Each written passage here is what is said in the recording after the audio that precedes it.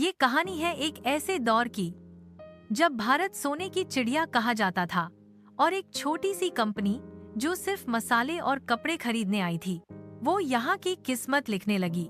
आज हम बात करेंगे भारत की पहली कंपनी की, जिसने व्यापार की आड़ में एक पूरे देश पर राज किया, और फिर उस पहले भारतीय प्रयास की भी, जिसने ये दिखा दिया कि भारत सिर्फ गुलाम नहीं रहेगा, वो खुद भी कारोबार कर सकता है। सन 1600 इंग्लैंड में कुछ व्यापारियों ने एक कंपनी बनाई, the British east India company. उन्हें रॉयल चार्टर मिला, यानी ब्रिटिश क्राउन की तरफ से व्यापार का लाइसेंस। इनका मकसद था एशिया के साथ मसालों का व्यापार करना। 1008 में ये भारत के सूरत बंदरगाह पर उतरे और यहीं से शुरू हुई वो दास्तान जो सिर्फ व्यापार नहीं बल्कि औपनिवेशिक शासन की कहानी बन गई।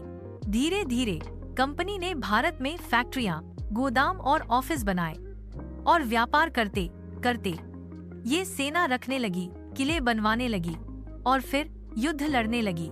1757 का साल, प्लासी की लड़ाई में कंपनी ने बंगाल के नवाब सिराज उद दौला को हराया। अब कंपनी एक व्यापारी नहीं बल्कि शासक बन चुकी थी। अब तक भारत की अधिकांश भूमि पर या तो राजा थे या कंपनी। लेकिन एक सवाल उठता है, क्या उस दौर में कोई भारतीय कंपनी नहीं थी? क्या कोई भारतीय नहीं था जो व्यापार कर रहा था?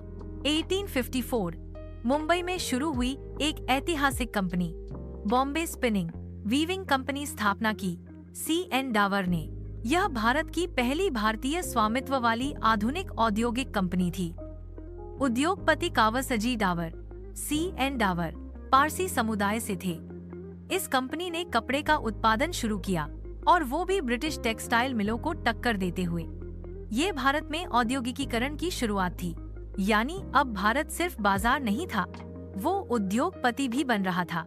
लेकिन उसी समय एक बड़ी हलचल हुई। 1857 की क्रांति, भारत की पहली आजादी की लड़ाई। इस विद्रोह के बाद ब्रिटिश सरकार ने ईस्ट इंडिया कंपनी से सत्ता छीन ली। 1858 में कंपनी को भंग कर दिया गया और ब्रिटेन की रानी ने सीधे भारत पर शासन शुरू किया। 1854 की शुरुआत के बाद एक नई लहर आई, भारत के स्वदेशी व्यापारियों की। 1868 में जमशेदजी टाटा ने टाटा ग्रुप की शुरुआत की। 1897 में गोदरेज की नींव रखी गई। ये वो दौर था जब भारत ने सीखा, अगर विदेशी कंपनी देश पर राज कर सकती है तो भारतीय कंपनियां भी दुनिया को बदल सकती हैं।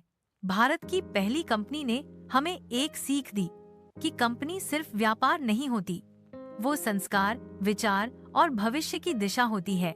ईस्ट इंडिया कंपनी ने हमें गुलाम बनाया, लेकिन बॉम्बे स्पिनिंग कंपनी ने बताया कि भारत आजाद सोच सकता है, और टाटा गोदरेज ने वो सोच को साकार किया।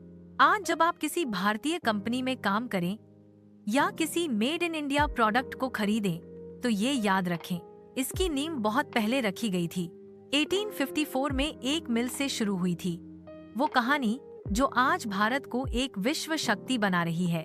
अगर आपको ये कहानी पसंद आई तो इस वीडियो को लाइक करें, चैनल को सब्सक्राइब करें और नीचे कमेंट करके बताइए आपकी पसंदीदा भारतीय कंपनी कौन सी है। जय हिंद।